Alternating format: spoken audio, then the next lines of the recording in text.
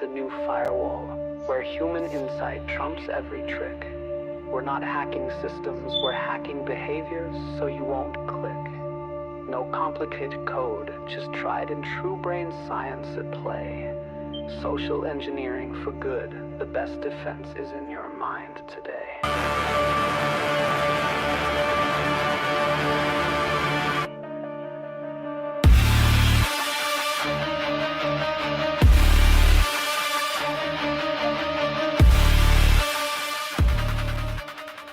Hello and welcome to Phishing for Answers, where the carrot beats the stick and we flip the script on the bad guys, turning humans from easy targets into the strongest line of defense. The views and opinions expressed on this podcast belong solely to the hosts and guests and don't necessarily reflect those of their employers or sponsors. We're seasoned security professionals, but this is a conversation, not a custom consultation. Need specific guidance? Reach out to Joshua Crumbaugh directly.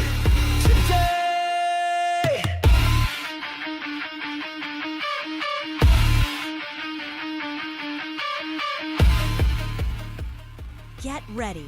Phishing for Answers starts right now.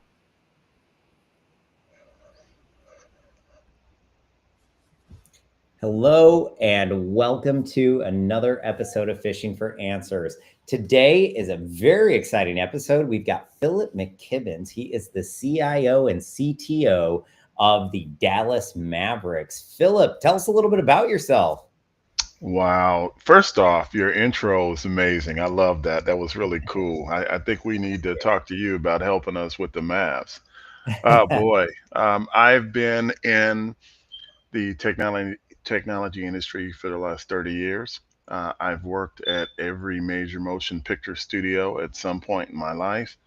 Some key highlights for me, I wrote the business continuity and disaster recovery plan for the Walt Disney Company. I think I aged significantly during that exercise of 2 years. I was with ESPN for about 8 years and traveled all over the world because ESPN is a technology company and that's focused on sports. And I also was with the Los Angeles Dodgers, at least an offshoot of them, one of their smaller programs, where I led the Dodger Training Academy and the building of several academies all over the country with different MLB teams. And for the last 14 and a half months, I've been very privileged to be the Chief Technology Officer and Chief Innovation Officer of the Dallas Mavericks. It is an honor to be in the NBA and an honor to be a Dallas Maverick. I will not be discussing the trade. Defense wins championships. I just want everybody to know that. So it's going to be okay. We're going to be fine. We got the number one pick, and we'll be back. There goes my questions right out the window. Go ahead. Oh, boy. So other than that, look, it's been a privilege to be in this industry. And it's really been a privilege to lead the organization from a technology perspective. And I'm very happy to be here. Very cool. Well, I love it. I mean, I can't imagine. You must have some great stories that you've come up with over the years. If there are any that you can share during today's episode, would love to hear some of them. Okay. But I can only imagine just with all the different places that you've been, from Walt Disney to ESPN to the Mavericks to the Dodgers. Wow. Very, very high profile and exciting career. So a little bit about me and one of the projects that I've been working on. I focus on social engineering for good. My career was as a red team lead. I ran one of the top red teams in the country, but really felt like I was always playing a game of gotcha because we didn't have any really good ways to address the human element. And so we would come in year after year and issue the exact same report. In fact, my favorite story, we were doing an assessment on this, well, we'll leave names out of it, but this, NBA team. Mm-hmm. And we had gone to the practice stadium first. And there we were able to plug into an open network jack where we found an open share. And on the open share, we found all of the templates for the different credentials to get in. So press credentials, physical trainer, all of that. So then all we had to do was shove our picture on there, go to Kinko's and print them out, right? So we were able to get everywhere. Well, later in that assessment, we decided we want to see if we can get into the game operations center during the game. And so we pretend to be Jumbotron consultants. And literally the pitch was, hey, we're here just in case things go wrong. Somebody asked, well, why are you here? And I'm like, well, if I have to work, things have shit has hit the fan, and it works, and they just let you stay there. And we were able to watch the game from the game operations center. And hacked the Jumbotron, which was a blast, putting our message up on there. And a lot harder than I expected it to be, I might add. I bring all of that up because I've really been focused on the opposite side of this. So if we can manipulate people into being, or if the bad guys can manipulate people into being less secure, couldn't we use those same tactics to make people more secure? I've been studying the different behavioral change frameworks. And there's one that I've really, sort of honed in on. And it was developed by a guy, I think BJ Fogg or something like that, out of Stanford. And it's B equals MAP. B, of course, is the behavior that we want to achieve. So we want them to be more secure. And then MAP is motivation times ability times prompting. And it says we have to have all three of those in order to actually get behavior change. And so I like to go through on the podcast and talk through each one of those layers. So, what are your tips to drive motivation, knowing that the average user or NBA star doesn't care about cybersecurity because they want to or they're malicious? Just that cybersecurity is intimidating to most people. And so there's like this slide response where they just turn off. So let's start with motivation. How do you tackle that problem there? Well, I think the biggest thing for us from a motivation standpoint is education. We try to help our people understand, and that's both on the basketball side as well as the business side, that we're all in this together. And it's important for us to protect the enterprise. We're talking, millions of dollars, at stake. And we have the task of not only protecting the franchise and our reputation in Dallas, but being a part of the bigger NBA community globally. It's important for us to protect the brand. So one of the things that we really try to do is to educate our people about the different risks out there, about the different actors out there, and the potential threats, that could, pose a significant risk to the enterprise. So we spend a lot of time really trying to educate them about the different types of attacks.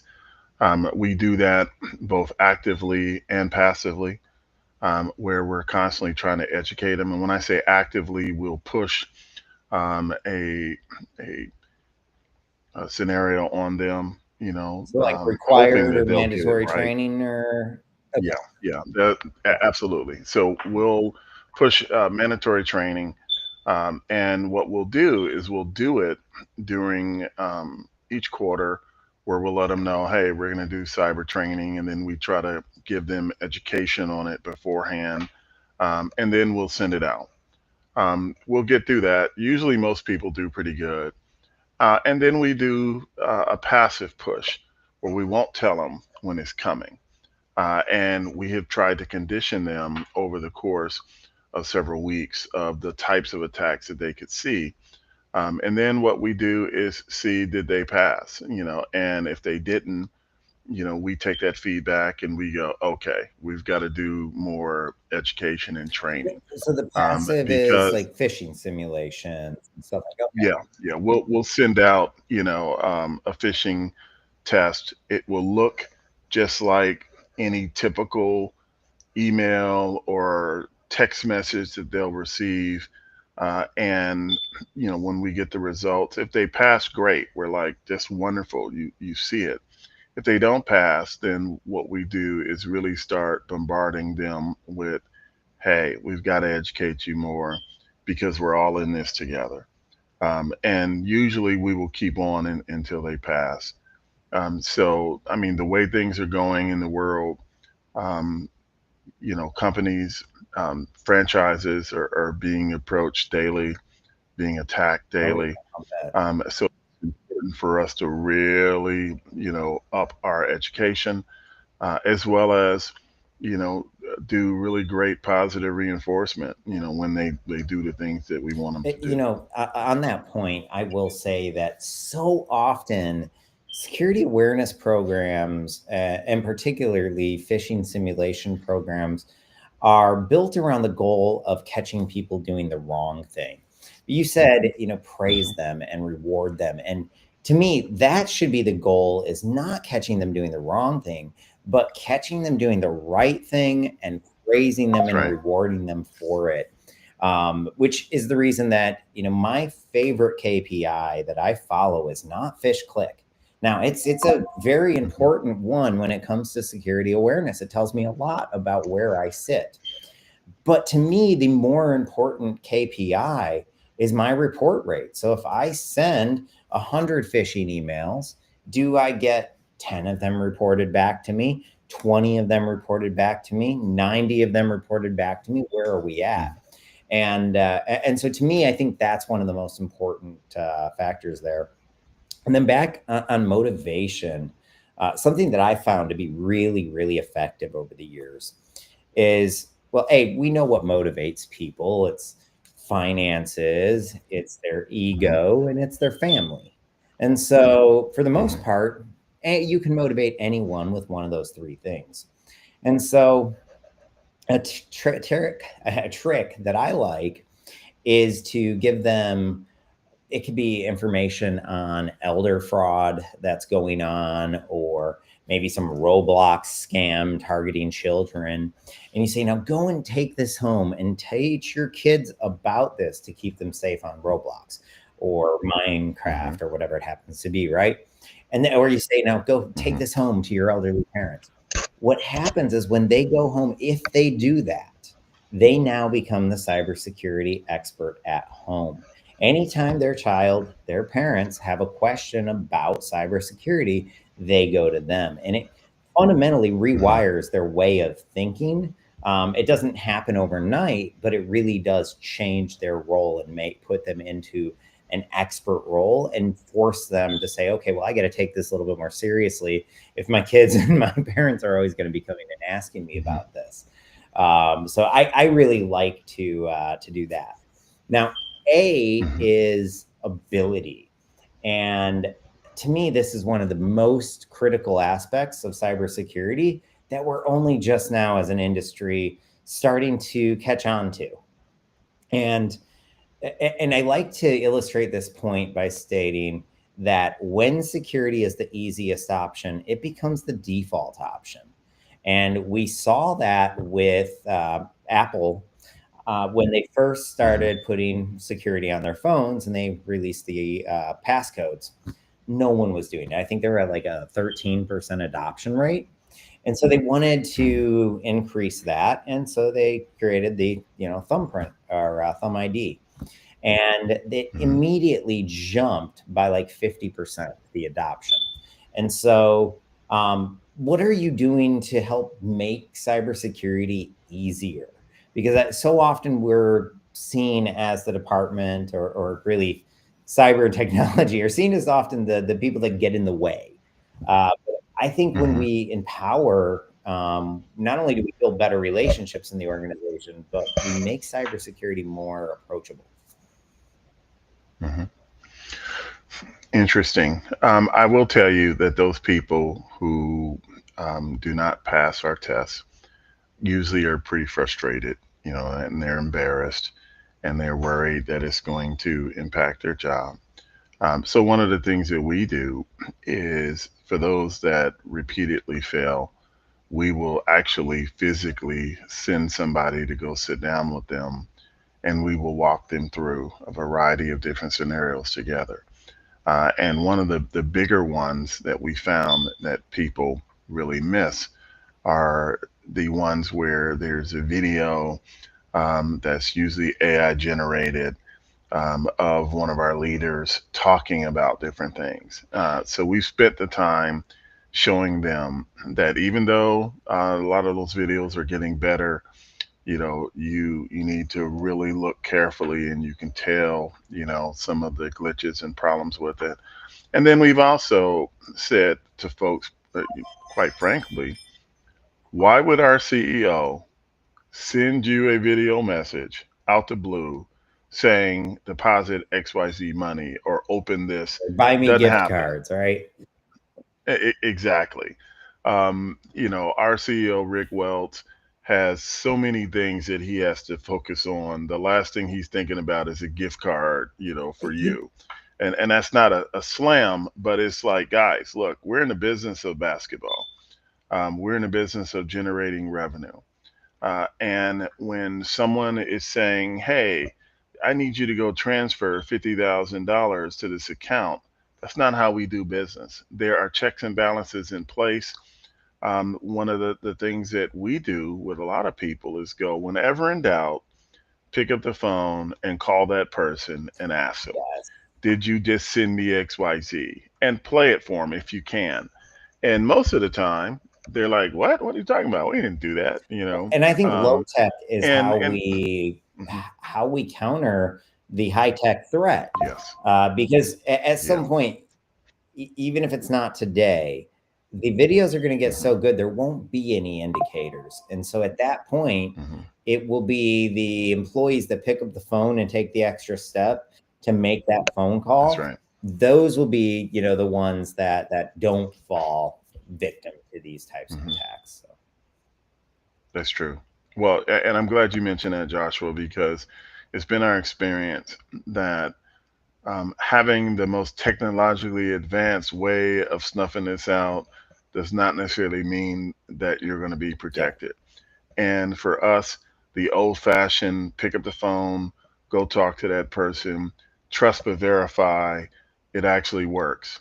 And I don't know how many times over the last 14 months that we've been able to stop potential threats because we've taken the time to take that extra step. I've even told people, when in doubt, don't click, call your local IT department, and we're there for them. And a lot of times, I'll get calls directly and I'll just say, hey, let me take a look at it. Or I'll go by their desk or I'll send one of the team members, and we just try to reassure them, it's okay. You didn't do anything wrong. This happens all the time, and this is how we need to address it. So, yeah, the low tech way of trust and verify to me has been the most proven way to thwart, most of these challenges. The times when we've had problems is when people are in a rush and they don't just stop and think. And we really encourage them. We want to be the best that we can be at our jobs. We want to do the right thing at all times. And if you're not in the role of, moving money, why would you do this?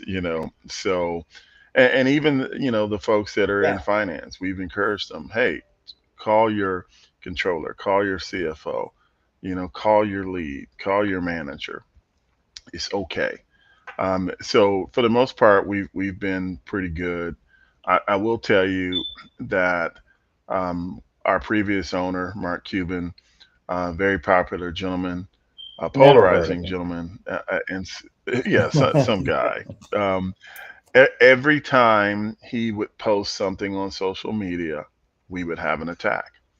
You know, um, there are people out there that want to come at him for a variety of reasons. And he's a wonderful gentleman.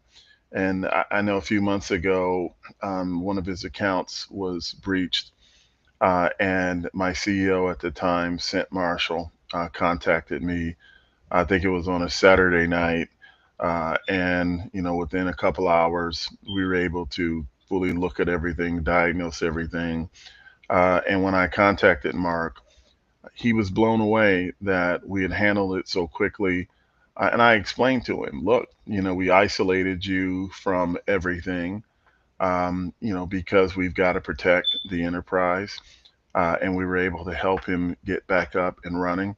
And I laughed because he's like, You don't want to come to my house?" I'm like, "No, we don't need to come to your house. We got it all under control." And he was just like, "This is so fast and efficient." And I just told him, "Look, Has to as be. smart and as intelligent as you are, yeah, I'm like, there are always going to be people who are going to try to attack you, attack the Mavs, attack what you're doing." And it was so gratifying for him to say, one, thank you, and two, we appreciate just how thorough that you and the team have been in handling this situation. And like, even though I said I wasn't going to talk about the trade when we went through that, oh my goodness, I've never seen Did anything you get a like lot it. of attacks With because of the it? Oh yeah, we had a lot of See, now people. I'm thinking through who do Um, I know that's really into basketball? well, I'll put it to you like this: we expected certain attacks to come from a particular country, but it didn't prove out to be that country. It was the same actors. A lot of attacks from Russia and China, like we get every Oh, day. It just was greater in volume.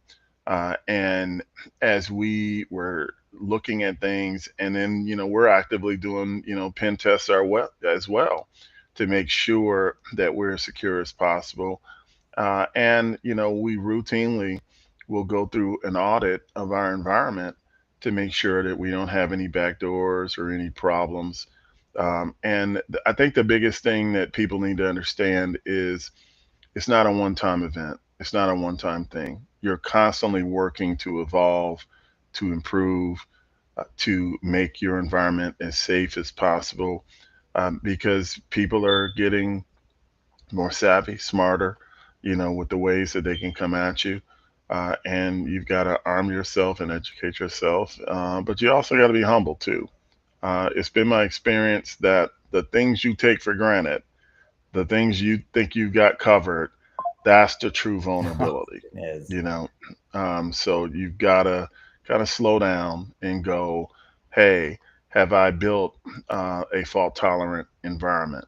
Um, do I have a zero trust network? Which is in some ways, kind of controversial because people are like, what do you mean you don't trust me? But you have to look at it from the perspective of how do we protect the enterprise continually? And I'm really fortunate because our organization, has become pretty large, especially with the Adelson family and the Dumont family taking over. They've been invaluable in helping us look at things more globally, because we're a part of the Sands family. And I mean, you can't get more secure than a casino. So I Well, routinely, meet with well, I don't know. I've been tested well, casinos, okay. so All right. Okay. Let me back now I up. have not looked at You Sands, can't so get maybe they're the the exception. Sands. I will say the Sands. And the thing I love about them is they've been very transparent. They've talked about these are the challenges we face. This is when we had problems. These are the things that we need to do. And one of the things that I've tried to do is go, well, look, these guys obviously know what they're doing. And if we start adopting similar practices, get better. So we're always open to their suggestions on what we could do, how we should look at things. Because casinos protect money. And when you look at your franchise as a money making, entity, then you need to be thinking about how do we protect the enterprise? How do we protect money? How do we protect our fans?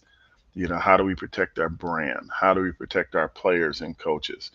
And the trade really opened, I think, all of our eyes, that, we're in a global community with a lot of passion, and that we need to be vigilant and responsible at all times. I will say that's probably one of the most challenging times in my professional career. And look, I worked at Sony when Sony went through their breach. That was not pleasant. Oh, you were there when that I was happened. there. I So was you've there. seen the bare metal strategy actually used? Yeah. Yeah. Oh, Exactly. wow. That must have been something. Because, I mean, that's Yeah. one of those things you talk about, but no one Hmm. ever does it. It's just in the, business continuity plan Hmm. somewhere. But it's, they've had, I mean, they had one of the worst attacks that we've ever seen. I mean, I don't know. I guess MGM might have been slightly worse, Hmm.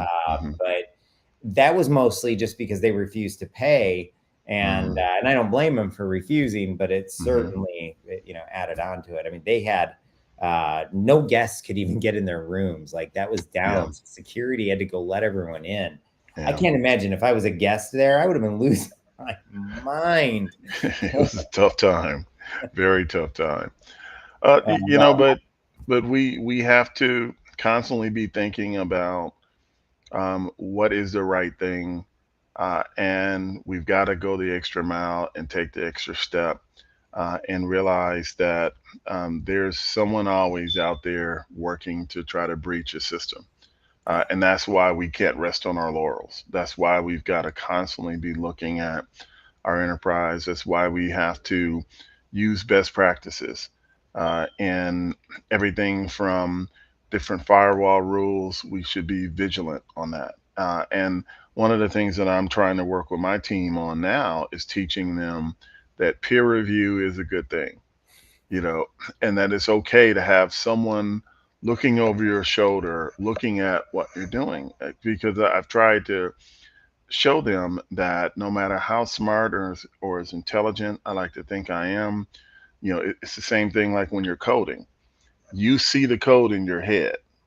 And a lot of times when there's problems with your code, it's you've missed something. There's a syntax oh error. yeah, There's and some then what problem. you see in your head is not the same as what's on the That's screen. right. That is so true. So you've got to take that extra step, and have people take a look. I was in a meeting the other day, and we were having a discussion about things, and I was explaining to one of our business owners that one of the most important things that you think about is when you're building an app, having your people comment the code. And my developers are like, well, why would we do that? And I felt so old when I was explaining it to them. I was like, we need to be developing for the future. We need to be developing for the next guy or gal that's coming along. And if we comment our code, if we show our work, if we do all the steps, when the next person comes in, they should be able to look at the use cases, look at the requirements, look at the code, and know what we're doing.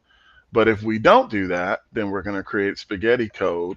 It's going to be very difficult for people to understand what you were thinking at that moment and at that time.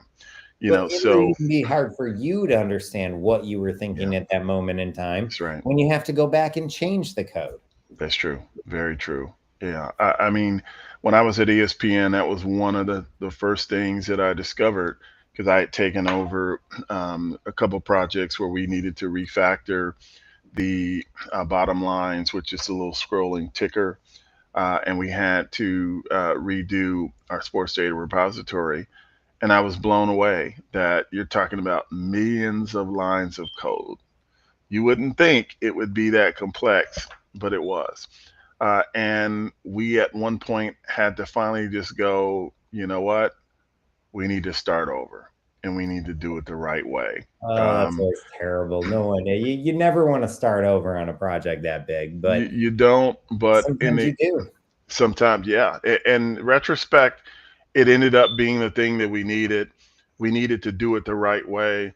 We had to make sure that all of our developers and QA people were vigilant on doing it the right way and being very um, And it probably regimented took about a in their tenth of practice. the amount of code too to rewrite it. Exactly. We ended up making it far more efficient, you know, and one of the first things I did was go recruit, a guy who was great at hacking, and I put him on the team. And, we were constantly going, we're going to write this, we're going to try to break it, we're going to try to penetrate it, and he was just phenomenal in helping the team see. And even when we went out and ended up hiring a new group of people in Bangalore because we decided we needed to code and test around the clock. One of the challenges was we've got to find really good, credible people. We need to coach, teach, and train them up, as members of the team. And this becomes a lifestyle, a practice, a way that we do things.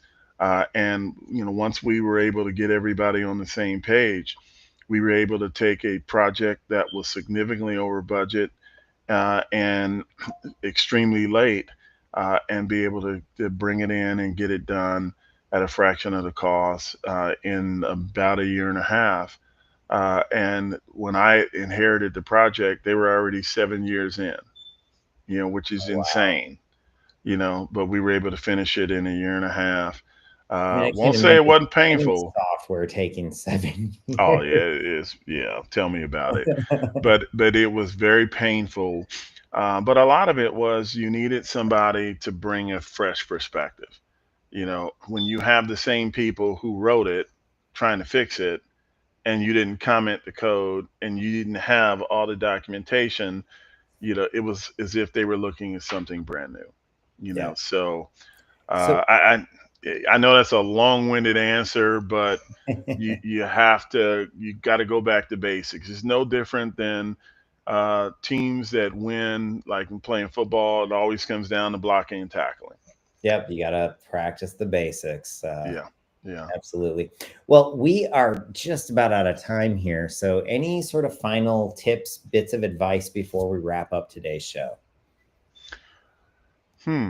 Well, Josh, what I would tell people is, and I loved your suggestion of bring those practices home. I think the more that we educate people about the importance of protecting our environments, whether they're at our home, work, or whatever, the better off we're going to be. And I hope you don't mind if I borrow that because that's actually a really good idea. Oh, absolutely. Okay. In fact, right after the show, I want to talk to you about an open initiative I have, Social Engineering for Good, that's just Okay. full of stuff like that. One of the other things that's in there that I talk about is like the commitment bias. So people are biased to do what they say they're going to do. So Yeah. why don't people follow our acceptable use policy? It's Mm. because they don't understand what they signed. And so when I work on policy, I always start with a master policy that looks something Mhm. like what you see on the screen here. Very nice. Yeah. Because they have to understand what they're agreeing to, and then everything else adds to it. But even that, taking the acceptable use policy again as an example, it needs to be written by a human, not lawyers. So as Yeah. opposed to having a whole paragraph about what they can and cannot do, just say, hey, don't let your kids use the laptop. This isn't for play. Don't use games, no social media, whatever it happens to be, but simple, easy to understand stuff. And people follow it. It's amazing what happens when we make it easy for them to understand. With that, though, we are out of time here. I'm going to wrap it up, and I'm actually going to play one of our latest music video. It's about deep fakes. Yeah, I think you'll like it. You'll get a laugh. And then after the show, I want to talk to you real quickly. Thank Sounds you, great. everyone, for joining. We'll see you again, I think, next week. I don't think we have another one this week, but I will see you again soon. Excellent. Thank you, Josh. Everybody just can't fight the peace, and I want you, and I get ready. This white drug mob and JS me.